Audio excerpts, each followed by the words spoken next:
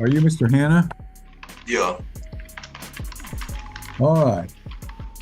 This is case number 2024 CR 420, State of Kansas versus John Hanna. Mr. Hanna, it looks like you've been charged with one count of sexual battery. That is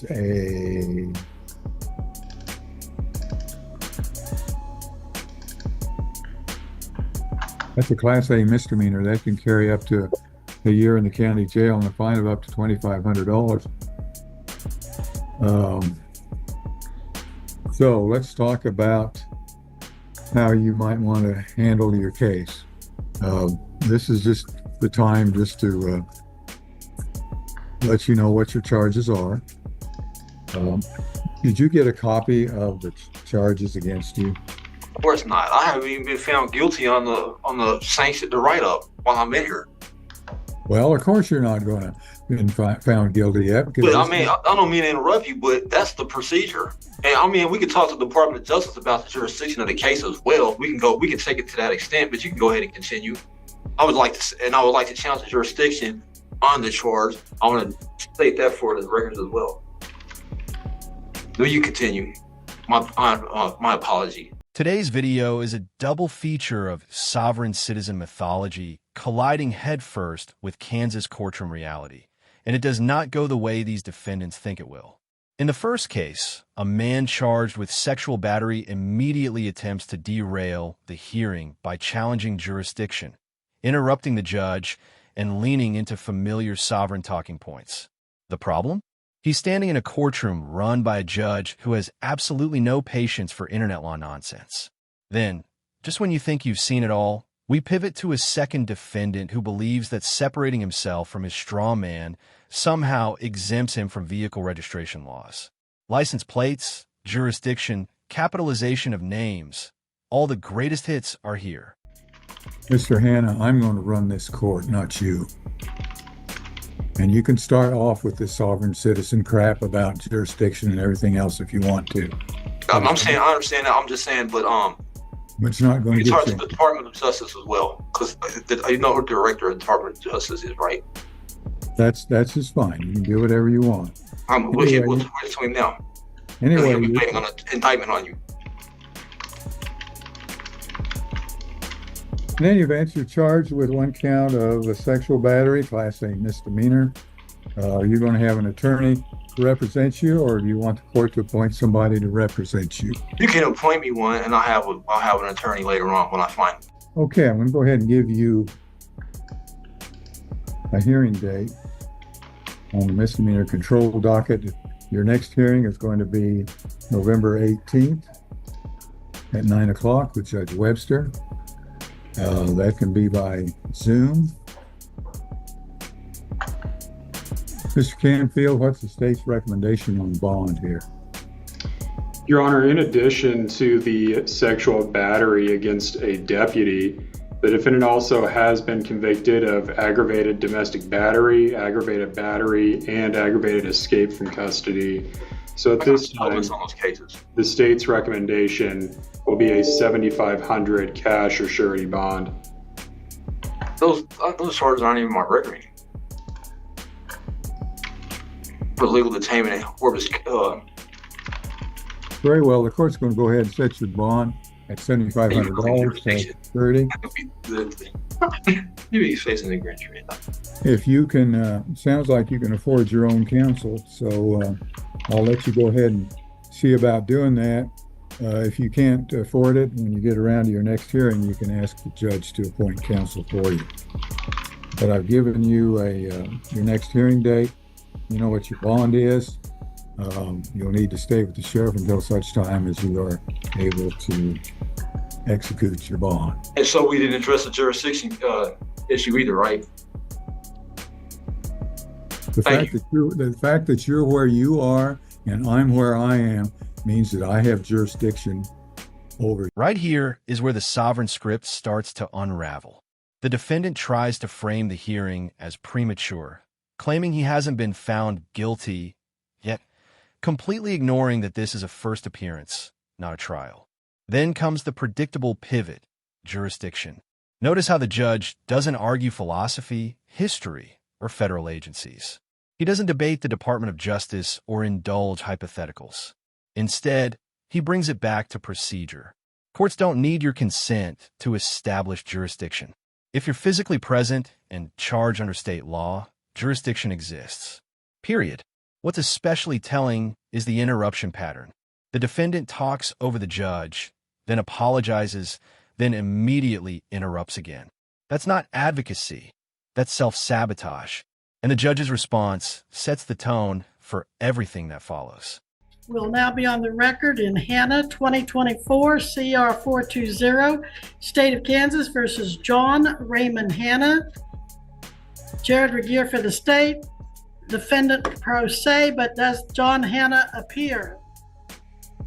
Again, I called a while ago and no answer, so John Hannah fails to appear. Mr. Regier, recommendations on a sexual battery charge dating back to August 30th, 2024. The defendant was to make a $7,500 cash or surety bond, although he was very combative and challenging at the time. Your Honor, I do have some notes from the initial hearing on September 6th before Judge Sanders that would appear to at least marginally refer to what the court is referring to insofar as the defendant's attitude at the first hearing was concerned, or perhaps demeanor is a more appropriate term for it. I do not have anything in my file insofar as an appearance bond is concerned. Perhaps the court knows something that I do not know, but I am not showing any affidavit from the jail either. I am not showing anything in the file concerning the bond, although I'll check my queue real quickly and see if it's something that might be in there. Well, I'm not seeing it, but yet I don't know how I could have gotten out of jail without making a bond. And my notes do appear to suggest that that the defendant did appear in custody. To cut it to the quick, Your Honor, the state will be recommending, based off of the amount of the bond and the charges before the court, at the very least $15,000 cashier surety or no bond hold, depending on which way the court determines is appropriate. The state would also defer to the court as to whether a bench warrant or a bench bond forfeiture should be the court's order at this time. Well, I'm going to issue a bond forfeiture, but if he didn't post the bond, then of course we can't enforce it. But I'm ordering a bond forfeiture. I'm ordering a bench warrant for the failure to appear, and the new bond will be set at $15,000 cash or surety.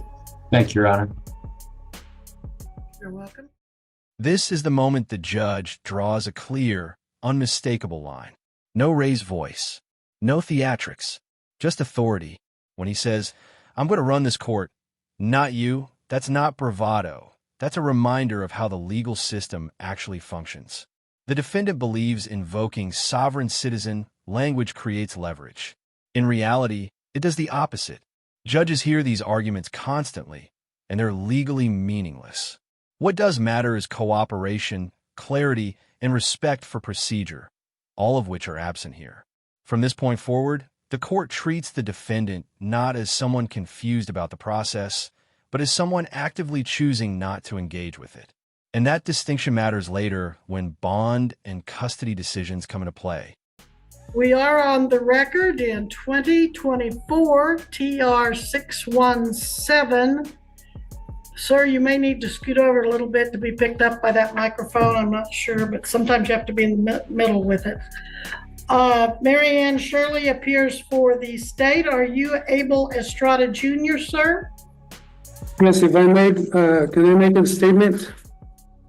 No, not yet. Okay, sir, you are charged in count 1 with on or about the 21st day of August, 2024 in Greenwood County, state of Kansas.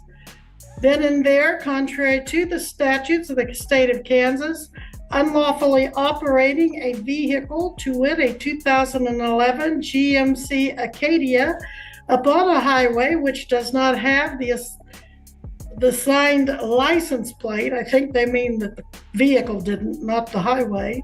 But your vehicle did not have the assigned license plate properly affixed to the rear of the vehicle, showing the current registered year. And this is an unclassified misdemeanor. It is punishable by up to $2,500 in fines and a possible sentence of up to 6 months, 30 days minimum, up to 6 months, although probation is usually granted. Now, sir, did I not just have you in municipal court recently on the same charge? Yes, and I don't understand why am I seeing again, because that would be double jeopardy. I'm saying for the same. Sir, you haven't been tried on it. You I have, had a first appearance on it, and I have- apparently the city prosecutor must have dismissed it and refiled it over here for whatever reason I know not. This exchange is subtle, but extremely important. The defendant tries to occupy a legal gray area, asking the court to appoint counsel now, while suggesting he'll find one later. That's not how representation works, and the judge shuts it down cleanly. Public defenders are not placeholders. They are appointed based on financial eligibility, not convenience. You don't get to test drive taxpayer-funded representation while shopping around for private counsel. The judge's explanation here is calm, firm, and absolutely correct. He lays out the two real options: hire your own attorney or represent yourself. There is no third option. And again, the defendant's attempt to manipulate procedure only strengthens the court's resolve. But as I recall, your plea was not guilty. Is that still your plea? yes, but I'm here to make a separation between my name. My name is Abel Estrada with low caps. This name on the top, I don't know if you can see it. This name on the top is my straw man. I am the man, and this is the straw man. So if you're calling the straw man, I'm here to represent the straw man, but I'm Abel Estrada Jr., the man, the living man. I'm calling the living man. So I Right. So are you going to have an attorney? Are you going to need to apply for court-appointed attorney, or will you be waiving your right and representing yourself? no, of course, I wanted to have an attorney, but I still haven't not made my statement, which is, Are you going to hire an attorney or apply for court-appointed? I cannot afford an attorney, but I need to make my statement that Let me get a few things worked out, sir. You're going to apply for an attorney, so you'll need to fill out an application for court-appointed attorney, and the deputy down there can give that to you. Make sure you fill that out and get that back to me before this hearing is over. Make sure you fill in all the blanks and you sign it and you date it where it says to, because I generally don't consider those if they're not thoroughly completed. And then you call back to my assistant, Missy, later in the week to see if one is appointed and who that will be. Do you need Missy's number, or did you take it down earlier from the other hearings? no, I don't have. All right. Missy, do you want to give him your number? 620-583-8155. And then Missy, when is his next court date? Well, I haven't explained my position. Sir, we're not going to have a trial today. You're going to need to talk to your attorney before you have a trial. So Missy, when is his trial date? I wanted to move. Sir, please do not interrupt. Missy, when is his, and we won't set it directly for, do you want to set it directly for trial, or do you want to set it for a status so I can I check don't in with you after you talk to your attorney? I don't know what the status means. Well, let's set it for a status, Missy, or control. November 22nd at 10. You, sir, will need to be back here by Zoom November 22nd at 10 a.m. Are you on bond? Let me check. This Why would I need a bond? complaint, probable cause. There is no bond on the file, and it is an unclassified misdemeanor. So I'm not going to make you file a bond since it's an unclassified misdemeanor. If you fail to come to court, though, most likely a warrant would be issued anyway, and you'd be taken into custody. But as long as you come to court when you're told to, that's not going to be a problem. So you're going to call and get your attorney, or find out if you have an attorney. I haven't given a chance to You do not need a bond, and you have your court date. This is where the tone of the case shifts dramatically. Once the state outlines the defendant's prior convictions, including aggravated domestic battery and escape from custody, the bond discussion becomes serious. This isn't just about courtroom attitude anymore. It's about public safety. The defendant's immediate reaction is denial. Those charges aren't even my record. But courts don't operate on verbal disclaimers. They rely on documented criminal history. And when that history includes violence, the court has a duty to respond accordingly. Setting a $7,500 cash or surety bond here isn't punitive. It's precautionary. And it signals that the court is no longer entertaining procedural games. Number one, I want to move to a motion to dismiss this case because I've been tried for this, and I have the license plates, both license plates. I was not driving anything unlawful or illegal. I'm living in the private. I'm driving in the private, and so I want to move for dismissal with extreme prejudice. And also, I want to make sure that you understand that I want to keep all my constitutional rights. So far, my constitutional rights are being trampled over right now by yourself because you're not giving the chance to speak. I have not given the chance to speak. You're just going over and over, and I'm requesting that you remove this case because this is double jeopardy. I already suffered the court. I have not been given the opportunity to explain myself. I want to keep my rights, and I haven't been able to keep my rights. You yourself and the lady on the other side signed a oath of office to uphold the Constitution of the United States, and I'm not being given those rights right now, man. I respectfully request that you honor my rights. And I want to move for a complete dismissal because it's double jeopardy and I already appeared in court. All right. Well, I did give you the opportunity to speak. You were speaking, not I, not Miss Shirley. And so I gave you the chance to say what you want to. If you want to talk to your attorney can help you put together the motions that you've kind of implied, at least, if not outright said, you want to pursue. But we will take that up on the date that I gave you to reappear. I'm sorry, it's breaking up. You said you're going to take what up to do what? I can take up any motions that you want to file at a later date. With the next court date, we can revisit any motions or visit any motions you want me to consider. I appreciate it. Thank you. Being dragged down so much, and I have a hard time moving around. As you can see, I'm disabled, and I only come here once a week to the hospital to be treated, and all this court is putting a lot of stress, and I'm not able to heal properly. Why are we dragging it out so much, ma'am? When did you get this disability? I don't remember you being unable to walk the last time I saw you. I came in my bike is right here. I have it right here. I don't know if you can see it. But I normally use a walker in a wheelchair, but I'm using the other one because it's easier to carry in the car. It's what's it called? It's knee scooter. I have 2 amputations on my feet. So ambulation is very difficult. I'm having a lot of pain. In fact, I'm under medication right now. I don't have a clear mind.